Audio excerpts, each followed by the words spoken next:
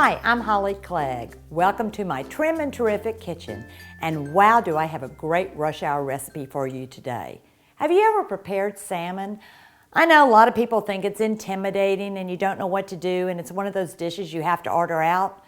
Well, I honestly have to say this is a 4-ingredient recipe, and every time I make this salmon recipe, even my husband who doesn't eat salmon eats this recipe. So it's so good and quick to make, and you might not think of salmon as a last-minute dinner, but this can. And you know, we're supposed to include more fish in our diet, and sometimes that's hard to do.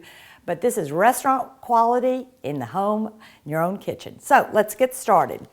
Now, I'm going to give you a couple of tips on the way to simplify your life because I don't know about you, but I'm not a big cleanup person. So instead of marinating in a pan, I always like to do anytime I can in a Ziploc bag.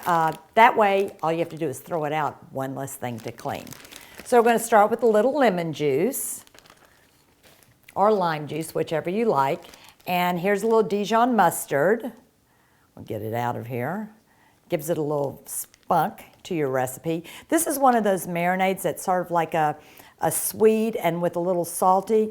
And this is reduced sodium soy sauce. I always use the reduced sodium because it's a less sodium for you and we want to watch our salt intake. And then honey. So it gives that sweet and savory taste in one bite. Now, here's my tip on this. You want to always coat your measuring cup or whatever with a nonstick cooking spray because nothing's worse than getting honey out of something. And you'll see it'll come right out. I'm doing it the wrong way, but you could see how easily it comes out and doesn't stick to everything. Okay, so now we have our marinade, and I'm just going to sort of mush it around to get everything mixed up together. And then buy salmon fillets, whatever type of salmon you like, and you want to get them 4 to 6 ounces. You're going to put your raw salmon in here. What's great about salmon also, it's portion control. So if there's only 2 of you, you only buy 2 fillets. Or if you're trying to watch your diet, you buy it in a certain portion, that's what you eat. So, big question, how long are you going to marinate it? We're going to move it all around and we're going to marinate it in the refrigerator. A couple hours, or you know me, however much time you have. So I'm going to go put it in the refrigerator. And we'll let it sit there however long I have today, and then I'm going to cook it. All right, we've marinated the salmon, so now we're going to remove it from the marinade. Remember, don't discard the marinade because we're going to use it later. So you're just going to put it in. I start with skin side up, so your bottom gets really golden brown.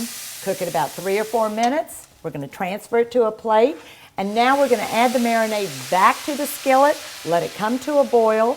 Then we're going to put back the salmon in there so it finishes cooking and it gets this wonderfully sweet glaze.